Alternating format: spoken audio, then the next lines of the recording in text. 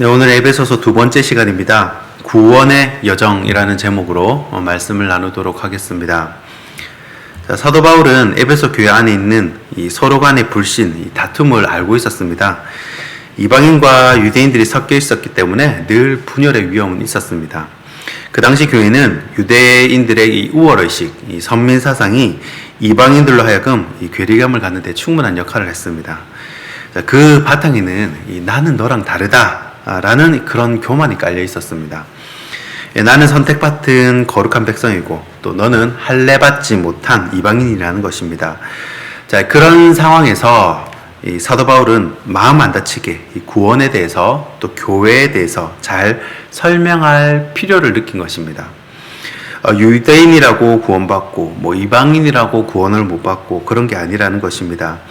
그래서 오늘은 사도 바울이 말하는 이 기독교의 정수, 이 구원의 이 여정을 한번 살펴보려고 합니다.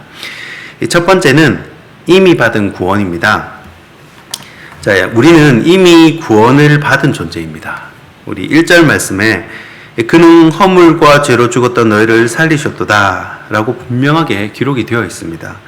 또 5절 말씀에도요, 허물로 죽은 우리를 그리스도와 함께 살리셨다 라고 기록을 합니다. 자, 우리는 이미 구원받은 존재임을 믿으시기 바랍니다. 예전에 어린이 사역을 할 때 일입니다. 여름 성경학교 때 우리 10살, 11살, 우리 3학년, 4학년 아이들 대상으로 이 구원론 강의를 했습니다. 제가 설교를 하면서 아이들 3명을 이 강대상 앞으로 나오게 했습니다. 그리고 한 명씩 차례대로 이렇게 질문을 했어요. 이 집회 중간에 굉장히 진지하게 질문을 했습니다. 자, 우리 친구는 지금 죽어도 천국에 갈 수 있나요? 자, 그 질문에 이 수백 명의 시선이 그 질문 받은 아이에게 향했습니다. 여러분, 초등학생들의 마음은 하얀색 도화지와 같아서 그리는 대로 이 마음이 만들어집니다. 그만큼 순수하고 또 영적으로 중요한 시기가 초등학교 때입니다. 그런데 어느 한 친구는 대답을 못하는 거예요. 두 친구는 아멘 그러고 저는 갈 수 있습니다 라고 그러는데 한 친구는 대답을 못하는 겁니다. 그래서 제가 다시 한번 진지하게 물었습니다. 친구야, 만약에 지금 죽어도 천국 갈 수 있니? 라고 물었습니다. 그 친구는 지금 죽으면 지옥 갈 것 같다라고 대답을 하는 거예요. 그래서 제가 너무 놀라서 집회를 은혜롭게 하고 난 다음에 이렇게 말을 하니까 너무 놀랍고 다시 물었습니다. 왜 지옥에 갈 것 같냐 물었더니 그 10살이었는데 이 3학년 친구가 하는 말이 자신은 이 지은 죄가 너무 많아가지고 이 지옥에 갈 것 같다라고 그렇게 얘기를 하는 겁니다. 제가 깜짝 놀랐습니다. 초등학교 3학년짜리 애가 죄를 지어봤자 10년 동안 죄를 지었지 얼마나 죄를 지었다고 지옥에 간다라고 얘기를 하는지, 그렇게 따지면 뭐 성경학교에 온 선생님들은 뭐 50년 죄 지은 분도 계시고 60년 죄 지은 분도 계시고 천국에 더 가기 힘들 거 아닙니까? 그래서 제가 마음을 가다듬고 다시 친구에게 물었습니다. 친구는 예수님을 믿니? 그러니까 예수님을 믿는데요. 마음으로 믿느냐고 물으니 정말 마음으로 믿는다는 겁니다. 제가 또 물었습니다. 그럼 예수님 이름으로 기도할 수 있니? 물어보니까 예수님 이름으로 기도할 수 있다는 것입니다. 저는 그 아이의 대답을 들으면서 정말 순수한 믿음을 가졌다고 생각을 했습니다. 그리고 정말 이런 아이들이 진짜 구원받은 아이들이라고 생각을 했습니다. 왜냐하면 우리가 세상 사람들을 전도할 때요, 아무리 예수님 이름으로 기도해봐라, 예수님 이름으로 기도하면 응답을 주십니다. 그래도 그 사람들은 예수님 이름으로 기도를 할까요, 안 할까요? 결코 하지 않습니다. 부적은 들고 다녀도 예수님 이름으로 기도는 하지 않습니다. 오히려 부처님 이름으로 기도한다는 사람도 있습니다. 세상 사람들은요, 절대 예수님의 이름으로 기도하지 않습니다. 왜 그렇습니까? 구원받은 백성이 아니거든요. 그 입으로 시인할 수가 없습니다. 로마서 10장 9절과 12절에 보면 이런 말씀이 있습니다. 우리의 믿음의 중요한 근거가 되는 구절이거든요. 자, 로마서 10장 9절 제가 봉독해드립니다. 9절부터 쭉 봉독해드리겠습니다. 내가 만일 내 입으로 예수를 주로 시인하며 또 하나님께서 그를 죽은 자 가운데서 살리신 것을 내 마음에 믿으면 구원을 받으리라. 사람이 마음으로 믿어 의에 이르고 입으로 시인하여 구원에 이르느니라. 성경에 이르되 누구든지 그를 믿는 자는 부끄러움을 당하지 아니하려니 유대인이나 헬라인이나 차별이 없습니다. 한 분이신 주께서 모든 사람의 주가 되사 그를 부르는 모든 사람에게 부요하시도다. 아멘. 자, 입으로 시인해서 구원에 이른다는 것입니다. 여러분, 로마서와 에베소서는 둘 다 이 사도 바울의 서신인데, 이 사도 바울이 쓴 10세의 서신 중에 복음의 핵심과 예수 그리스도의 구원을 가장 비중 있게 다루는 책이 바로 이 로마서 에베소서입니다. 이 로마서 10장 10절에 사람이 마음으로 믿어 의에 이르고 입으로 시인해서 구원에 이른다, 그렇게 말씀하지 않습니까? 그렇기 때문에 저와 여러분은 이미 구원받은 자들이라는 겁니다. 허물과 죄로 죽었던 너희를 이미 살리셨다는 거예요. 이 한마디에 우리의 존재는 바뀌게 되어 있습니다. 유대인들이 이 부분에 대해서 이방인들에게 이 어깨에 힘을 좀 주었나 봐요. 그러니까 사도 바울이 꼭 집어서 말합니다. 유대인이나 헬라인이나 차별이 없습니다.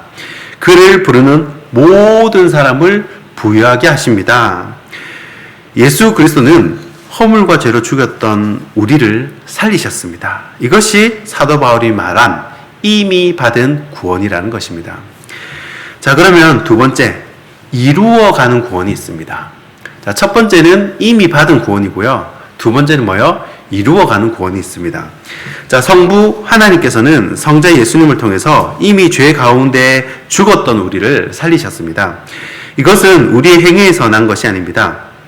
자, 유대인들은 율법과 행위를 중시했기 때문에 이 부분에서 분명히 이 이방인들과 차별을 시키고 자신의 이 율법적인 행위를 자랑하는 사람이 있었을 겁니다.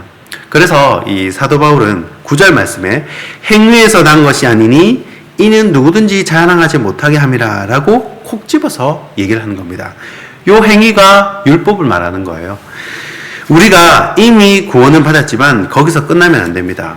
이 부르심에 합당한 삶을 살아야 한다라는 것입니다.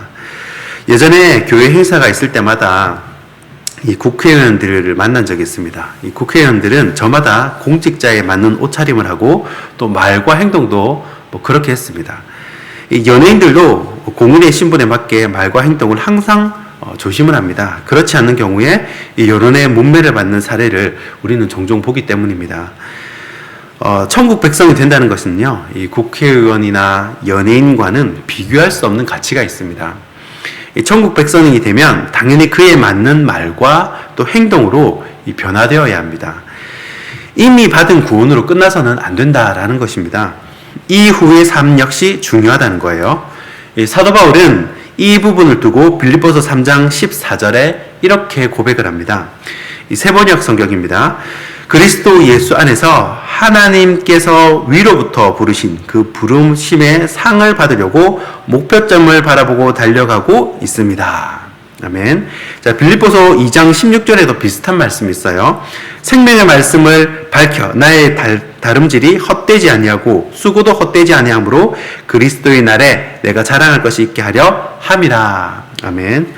자, 여러분, 이 말씀을 근거로 하면요, 이 주일에는 공짜가 없다는 것입니다. 주일에는 공짜가 없다는 거예요. 이 물 한 잔도 공짜가 없습니다. 심은 대로 어떻게 돼요? 심은 대로 거둔다는 거예요. 근데 심은 대로 몇 배를 거둡니까? 30배, 60배, 100배를 거둔다는 거예요. 이게 이 하나님 나라의 원리입니다.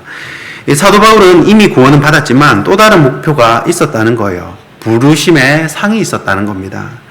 결산할 때가 있다는 거예요. 다 결산할 때가 있다는 거예요. 자랑할 것이 있다는 것입니다. 그래서 오늘 본문에 뭐라고 합니까? 10절 말씀에 그리스도 예수 안에서 선한 일을 위하여 지으심을 받은 자니라고 말합니다. 자, 우리말 성경을 보면 그 의미가 정확하게 드러납니다. 10절 말씀입니다. 우리는 하나님께서 미리 예비하신 선한 일들을 위해 그리스도 예수 안에서 창조된 하나님의 피조물입니다. 하나님께서는 우리가 선한 일들을 행하며 살기를 원하십니다. 아멘. 자, 이것이 바로 이루어가는 구원입니다. 자, 당시 에베소는요, 유명한 상업의 중심지이자 유명한 항구 도시였습니다. 경제적으로 부유해요. 그리고 이 고대 7대 불가사의 가운데 하나인 아르테미스 신전이 여기에 있습니다. 이 성경에는 아데미 여신 이렇게 나오는데, 이 아데미 신전에는요 약 5만 명을 수용할 수 있는 신전 뜰이 있을 정도로 엄청난 규모를 자랑합니다. 거기에는 많은 이 가슴을 달고 있는 거대한 아데미 여신상이 있었고요, 수많은 음란한 행위들이 이루어지고 있었습니다.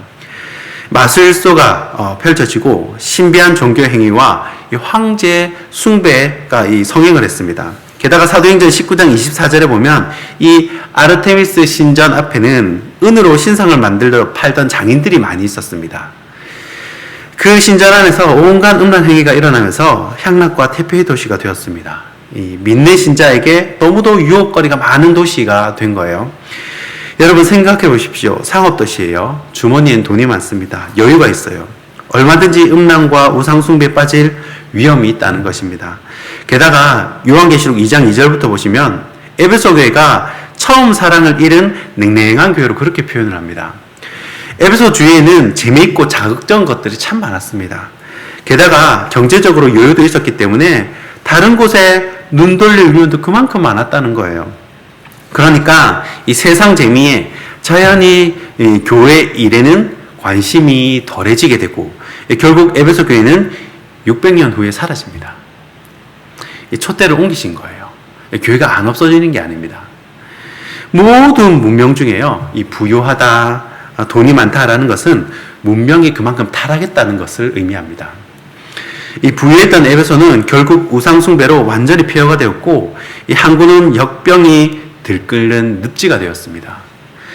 항구도시 에베소의 역사를 보면서 우리가 이미 받은 구원뿐만 아니라 이루어가는 구원도 얼마나 중요한지를 알 수가 있습니다. 그래서 사도 바울이 로마서 12장 2절에 이 세대를 본받지 말고 오직 마음을 새롭게 함으로 변화를 받아 하나님이 선하시고 기뻐하시고 온전하신 뜻이 무엇인지 분별하도록 하라라고 말씀을 하십니다. 하나님은 우리가 선한 일을 행하며 살기를 원하십니다. 그렇다고 우리 주님이 너무 부담을 주면서 없는 것까지 달라고 하지는 않으십니다. 하나님께서 이 각자에게 맡겨주신 달란트가 있습니다. 이 받은 달란트대로 선을 행하시면 됩니다.